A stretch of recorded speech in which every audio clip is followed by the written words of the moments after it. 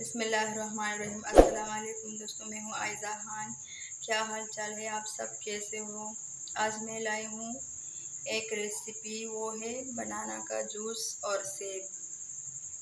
तो चले video start करते हैं। बिस्मिल्लाहिर्रहमानिर्रहीम। 3 अदद हमने लिए बनाना।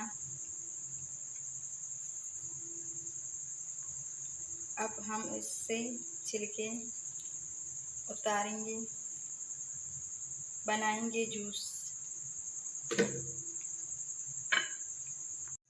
बिस्मिल्लाहिर्रहमानिर्रहीम। तो अब हम करेंगे इसको ग्राइंड। आधा किलो हमने लिए दूध, 3 अदद हमने लिए बनाना, 1 अदद हमने ली है सेब। अब हम इसको करेंगे मिक्स।